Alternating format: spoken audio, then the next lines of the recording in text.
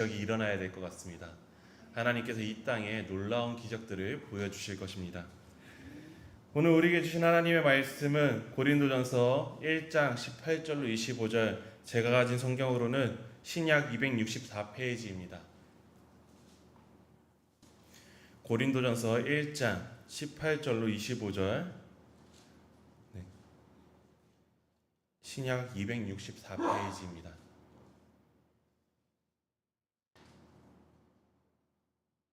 다 찾으셨으면 저 한 절, 여기 계신 분들 한 절 돌아가면서 교독하도록 하겠습니다. 십자가의 도가 멸망하는 자들에게는 미련한 것이요 구원을 받는 우리에게는 하나님의 능력이라.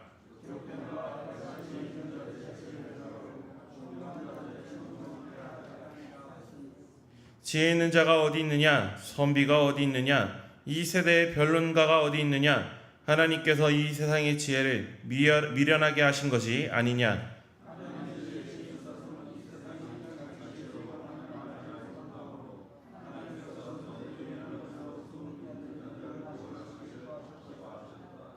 유대인은 표적을 구하고 헬라인은 지혜를 찾으나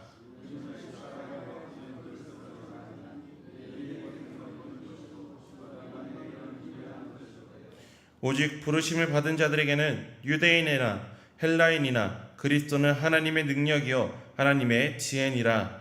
하나님의 어리석음이 사람보다 지혜롭고 하나님의 약하심이 사람보다 강하니라. 아멘.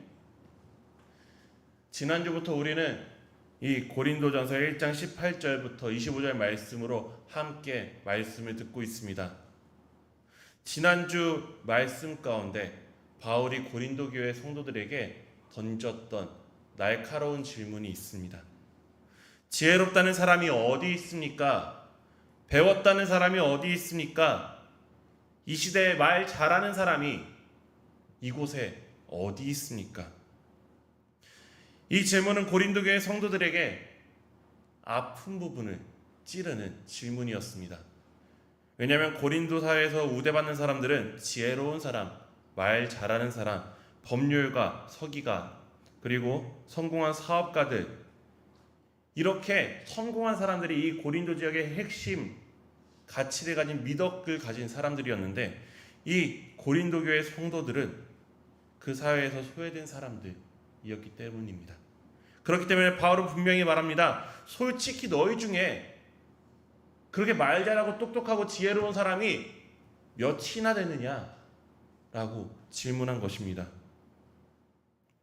이 고린도 교회 성도들은 그 사회의 관점에서 본다면, 이 고린도 사회, 로마 사회의 관점에서 본다면은 그들은 구원받을 가치가 없는 사람들입니다. 선한 것이 없는 사람들입니다.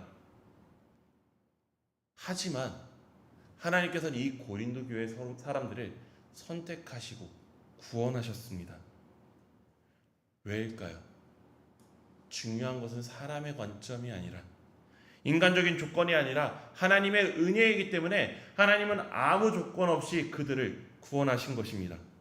그런데 오늘 바울은 거기서 한 발자국 더 나아갑니다. 왜? 하나님께서는 세상이 말하는 지혜로운 사람들 대신 그렇지 않은 사람들을 택하셨는지에 대해서 더 구체적인 그런 이유들을 들어서 말하고 있습니다.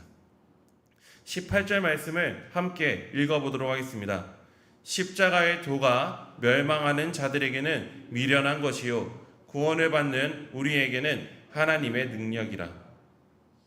바울은 이 말씀을 통해 왜 고린도 교회가 분열할 수밖에 없었는지를 말하고자 합니다. 왜 그들이 서로 누가 더 지혜로운지, 누가 더 분별을 잘하는지, 누가 더 율법적인지 이렇게 이것을 가지고 놓고 다투는지 그 이유를 이 18절 말씀으로 보여줍니다. 똑같은 십자가를 보면서도 다른 두 관점으로 바라보는 사람들이 있습니다. 미련하게 보는 사람, 하나님의 능력으로 보는 사람이에요.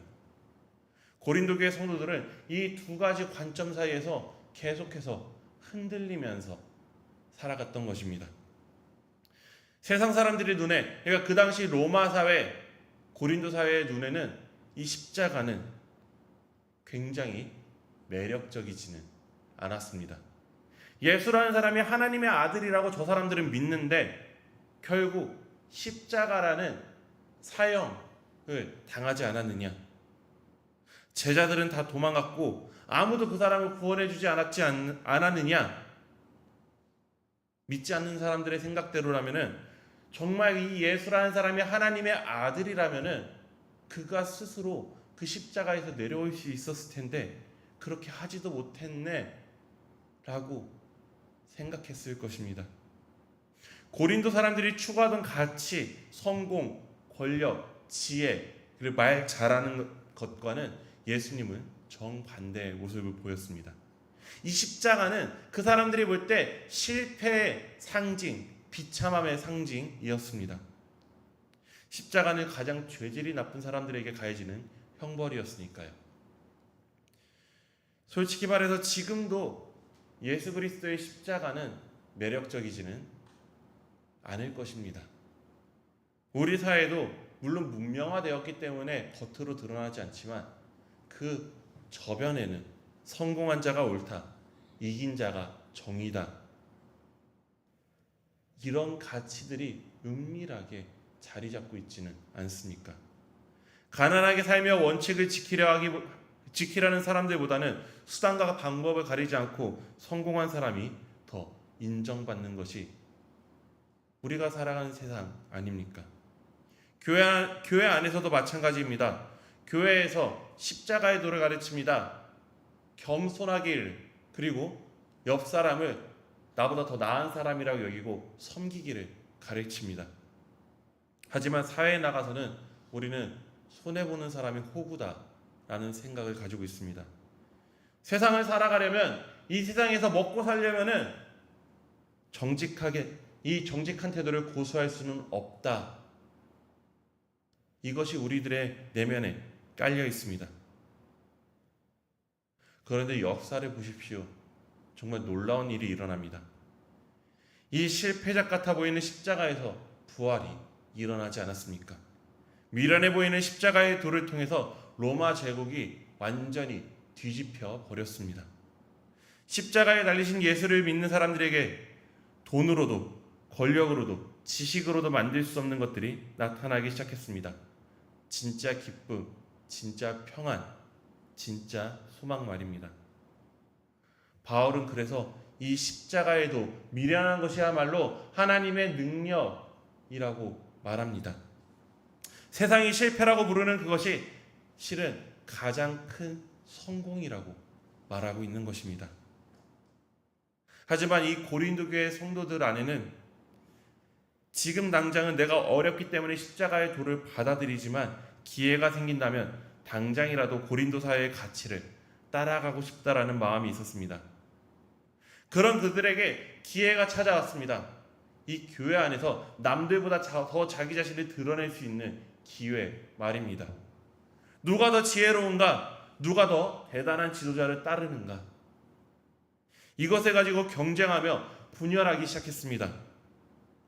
십자가의 도를 따라간다면 모두에게 겸손하게 대하고 모두를 섬겨야 하는데 이들은 자신들이 만들어내 자신들이 조금이라도 더 돋보일 수 있는 그 알량한 기준을 통해 다른 사람들을 자기 마음대로 할 수 있는 그런 새로운 계급을 만들어내고 거기에 그 계급의 위에 올라가고 싶어 했습니다. 마치 자신들이 차별받았던 그 고린도 사회의 모습처럼 자신들도 다른 사람을 차별하고자 하는 마음이 들었던 것입니다. 결국 십자가의 도를 통해 구원받은 사람들이 십자가의 도와 정반대되는 삶을, 그 정반대되는 길을 걸어갔던 것입니다. 이것이야말로 진정한 아이러니가 아닐까 싶습니다. 이런 고린도 교회 성도들에게 바울은 말하고 있습니다. 21절 말씀을 공동 번역으로 읽어보도록 하겠습니다. 21절 말씀 띄워주세요. 세상이 자기 지혜로는 하나님을 알 수 없습니다. 이것이 하나님의 지혜로운 경륜입니다. 그래서 하나님께서는 우리가 전하는 소위 어리석다는 복음을 통해서 믿는 사람들을 구원하시기로 작정하셨습니다. 이 21절에는 분명히 말합니다. 이 세상의 지혜가 하나님을 알 수 없다라고요. 왜요? 왜 이 세상의 지혜가 하나님을 알 수 없을까요? 성경의 무대를 생각해 보십시오. 고대 근동에서부터 이 로마 시대에 이르기까지 그들이 가진 신화, 이 고대 근동과 로마가 믿는 이 신화, 신들은 왕과 귀족들을 위한 것이었습니다. 이 신화 속의 인간들은 어떤 존재였을까요? 이 신화 속의 인간들은 어쩌다 보니 생겨난 우연의 산물이었습니다. 그러니까 가치 없는 존재들이 인간입니다. 그리고 그들 위에 선 왕은 그들이 믿는 신의 아들이라고 가르쳐 왔습니다. 로마도 마찬가지였습니다. 그들의 지혜는 왕과 귀족들 그리고 유식한 자들의 전유물이자 무기였습니다. 그들은 로마의 황제나 그 전 고대 근동의 왕들은 내가 신의 아들이니까 너희 무가치한 인간들은 나를 무조건 섬겨야 한다 라는 통치 원리로 이 신화와 지혜들을 사용해 왔습니다. 자신들만 이 지혜를 독점하고 자신들만 이 지혜의 그 이득을 얻는 사람으로 만들어 놓고 백성들을 무지하게 만들어서 모르면 당할 수밖에 없게 만든 것이 그 세상의 고대 근동과 로마의 지혜였습니다. 이것을 지난주 우리는 영웅주의적 지혜라고 얘기했습니다. 이 영웅주의적 지혜는 본질적으로 소수를 위한 지혜입니다.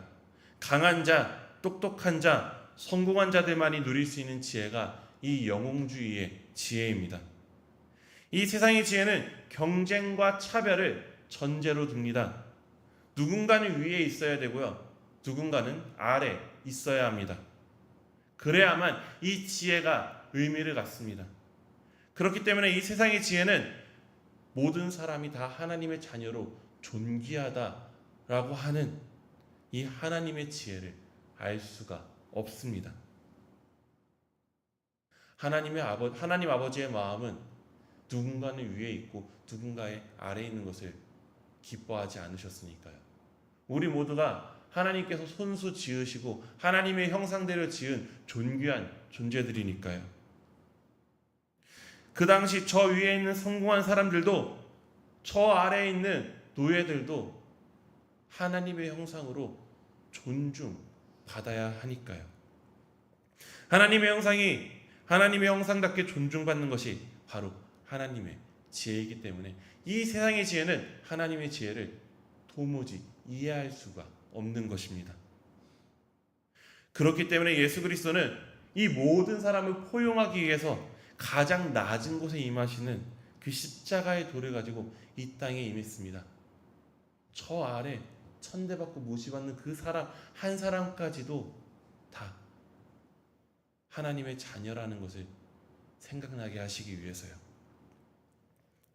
그렇기 때문에 이 복음은 이 세상에서 볼 때는 어리석은 복음이어야 합니다. 소수가 독점해서 자기 입맛대로 조정할 수 있는 복음이 아니어야 합니다. 어리석은 자들까지도 이해할 수 있는 단순한 언어로 쓰여져야 했습니다. 복잡한 철학이나 고급 지식이 아니라 가장 낮은 곳에서 가장 단순한 방식으로, 그러니까 예수님께서 보여주셨던 것처럼 한 아기의 모습으로 목수의 아들로 십자가 위에서 자기를 드러내는 그 미련한 방식을 택할 수밖에 없었던 것입니다. 바울이 강조하는 하나님의 지혜의 특징이 바로 이것이었습니다. 이 지혜가 고린도 교회가 잊지는 말아야 했던 이 십자가에도 하나님의 지혜였습니다. 그런데 너무나 안타깝게도 이 고린도 교회도 그리고 교회 역사를 살펴보면 이 십자가의 돌을 가지고 그와 정반대로 행동했던 모습들이 많이 나타납니다. 성경의 지식을 사제들이 독점했던 시기가 우리 역사 가운데 있었습니다. 사제들만 이해할 수 있는 라틴어로 된 성경, 많은 사제들도 그냥 음만 외우기만 하고 그 뜻은 알지 못했던 그 라틴어로 된 성경을 가지고 사제로서의 권위를 내세웠습니다. 이방 신들과 똑같이 이 여호와 하나님을 가지고 자기의 권력으로 삼는 그런 모습들이 있었던 것입니다. 그들만이 하나님의 지혜를 알고 있다고 해서 자기 멋대로 하나님의 말씀을 해석하고 성도들의 구원을 자신들이 쥐고 있는 것처럼 가르쳐 왔기 때문에 다른 성도들을 자기 입맛대로 이용하는 그런 모습을 보였기 때문에 우리 역사 속에는 종교개혁이라는 사건이 있을 수밖에 없었습니다. 지금 현대의 우리 기독교는 어떻습니까? 소수의 종교 지도자들은 저 고린도 사회의 지혜 있는 자들처럼 기독교 역사 속에 저 사제들처럼 성경의 진리에 대해서 성도들이 고민하지 않기를 바라는 사람들도 있습니다. 무조건 그 대리자인 자신을 의심하지 않고 따라야 한다라고 생각하는 사람들이 있습니다. 그리고 그런 교회에 사람들이 늘어나는 것을 보면 참 답답해지기도 합니다. 우리 성도들은 어떨까요? 하나님의 말씀인 성경보다는 때로 검증되지도 않은 다른 사람들의 간증집이나 체험담이 담긴 신앙서적에 더 관심을 가질 때가 많지 않습니까? 대표적으로 예전에 유행하던 긍정의 힘 같은 책 말이죠. 성경을 깊이 공부하고 신학서적을 읽는 것은 전문가들의 영역이라고 생각하고 멀리하고 있지는 않습니까? 정작 이 어리석은 복음의 이 깊이를 탐구하려는 노력이 우리에게는 부족하지는 않습니까? 하나님의 지혜는 모든 사람이 접근할 수 있는 어리석은 지혜입니다. 우리는 이 어리석은 복음을 더 잘 알기 위해서 노력해야 합니다. 하나님의 말씀을 더 많이 읽고 이 말씀을 풀어놓은 책들을 통해서 더 깊이 있는 신앙을 추구해 나가는 우리 신림의 가족들이 될 수 있기를 원합니다. 이어지는 말씀에서 바울은 이 세상이 구하는 것과 그리스도인이 구해야 할 것을 대비해서 보여줍니다. 22절과 23절 말씀을 함께 읽어보도록 하겠습니다. 유대인은 표적을 구하고 헬라인은 지혜를 찾으나 우리는 십자가에 못 박힌 그리스도를 전하니 유대인에게는 거리끼는 것이요 이방인에게는 미련한 것이로되. 아멘. 바울은 이 세상 사람들을 유대인과 헬라인으로 구분을 합니다. 먼저 이 유대인이 무엇을 구한다고 합니까? 표징이요. 이 표징이 무엇입니까? 사전적 의미로는 겉으로 드러나는 특징이나 상징을 말합니다. 그러니까 겉으로 드러나는 기적 같은 것을 말하는 것입니다. 그럼 유대인들이 표징을 구했다는 것이 그들이 단순히 이 기적을 구했다는 뜻일까요? 제발 예수님의 제자들이여 기적을 보여주세요. 그럼 믿겠습니다. 이게 이 유대인들의 입장이었을까요? 그건 아닐 것 같습니다. 왜냐하면 예수님께서 보여주셨던 기적들이 얼마나 많이 성경에 기록되어 있습니까? 예수님의 제자들도 자신들이 전도를 하면서 수많은 기적들을 보여줬습니다. 우리가 읽고 있는 이 정경 외에 유대인들이 또 읽고 있는 외경에는 정말 판타지스러운 기적들도 너무 많이 있습니다. 그런데도 불구하고 이 유대인들은 계속해서 이 표징, 기적들을 요구했습니다. 왜일까요? 이들이 진정으로 예수님을 통해 나타난 그 하나님의 약속, 예수님께서 보여주신 기적을 통해서 나타난 그 하나님 아버지의 마음을 이해하려고 하기보다는 자기 자신이 받아들일 만한 눈에 보이는 증거와 조건을 요구했기 때문에 그들은 눈앞에 뻔히 보이는 기적이 있었음에도 불구하고 기적을 보여달라고, 그러니까 내 욕심을 채워줄 수 있는 기적을 보여달라고 계속해서 요구한 것입니다. 더 풀어서 얘기하면 자신의 기준과 욕망에 맞는 하나님의 모습을 예수님과 제자들에게 구한 것입니다. 실은 이런 모습들은 유대인들에게 있어서 뼛속 깊이 자리 잡은 욕망이기도 합니다. 출애굽 당시 모세가 시내산에 올라가 있을 때 이스라엘 백성들이 어떤 일을 했습니까? 금송아지 만들었죠. 이 금송아지를 만든 사건을 단순히 이 백성들이 우상을 만든 사건이라고 봐야 할까요? 실은 그 내면에는 더 끔찍한 생각들이 자리 잡고 있습니다. 그 당시 지역에서는 신들을 묘사할 때 짐승 위에 타고 있는 모습으로 그렸습니다. 사진 한번 보여주겠어요? 네, 이게 바알 신을 표현한 건데요. 짐승 위에 타고 있는 그 신의 모습으로 이 사람들은 그려왔습니다. 그래서 저 짐승이 그 신의 성격을 나타내요. 만약에 저 아래에 있는 짐승이 맹수면요, 이 맹수를 타고 있는 신을 믿는 사람들은 그 신의 믿음으로써 내가 더 싸움을 잘하게 해달라는 그런 마음을 가진 것입니다. 그 신을 모시면 전쟁에서 승리할 수 있을 것이라는 욕망을 투영한 게 저런 신상입니다. 이스라엘 백성들은 단순히 금송아지 이 우상을 만든 것이 아닙니다. 금송아지 위에 있는 하나님을 만든 것입니다. 이 황소는 농사와 번영을 상징합니다. 그들은 하나님께 우리가 농사를 잘 짓게 해주고 번영하게 해주는 신이면은 하나님은 족합니다. 하나님은 그 역할만 해주세요 라고 자신들의 욕망을 하나님께 투영한 것입니다. 하나님은 광대하신 분이시고 이들이 측량할 수 없는 지혜를, 능력을 가지신 분임에도 불구하고 이들은 자기의 욕망만을 하나님께 요구한 것입니다. 이게 계속되니까 어떻게 되나요? 이런 모습이 후에 이스라엘 역사 속에서 자기 욕망에 따라 섬기의 신을 선택하는 모습으로 발전하게 되는 것입니다. 또 다른 황소를 탄 신, 방금 전에 봤던 이 바알신 같은 신을 선택하기에 이르는 것입니다. 우리도 신앙생활 하다 보면은 표징을 구할 때가 많습니다. 기적을 구할 때 말입니다. 저도 신학을 준비하면서, 신학을 공부하면서 특히 경제적인 어려움이 왔을 때마다 전도사 시절에 정말 하나님께 소리소리 질러가면서 간구했던 그런 때가 있었습니다. 그런데 그런 기적을 구할 때 우리는 우리의 마음속을 들여다보아야 합니다. 그것이 저 유대인들처럼 자기의 욕망을 따라 구하고 있는 것인지, 아니면 정말로 필요한 기적을 구하고 있는 것인지 우리는 솔직하게 들여다보아야 합니다. 우리가 욕망을 따라가다 보면은 결국에는 비극적인 결말을 맞이할 수밖에 없습니다. 최근 몇 주 전에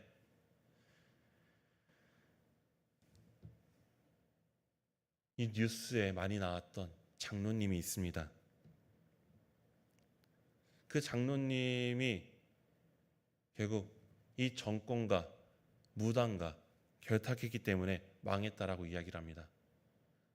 우리는 그 장로님을 믿는 사람들은 손가락질할 때 저 사람이 무속신앙에 빠져가지고서 망한 것이다 라고, 나는 무속신앙에 가 있지 않기 때문에 그렇게 손가락질합니다. 하지만 우리는 그 이면을 더 들여다보아야 합니다. 거기까지 이르게 된 과정이요, 바로 욕망입니다. 자기 욕망에 따라 살아가다 보니 결국 그런 모습에 이르게 된 것입니다. 그 모습이 우리가 똑같은 모습이 되지 말란 법은 없습니다. 우리가 욕망을 따라가다 보면은 겉으로는 하나님을 섬기다가 결국 그 욕망을 따라서 또 다른 신에게 찾아가는 그런 결말까지 이르게 되는 것입니다.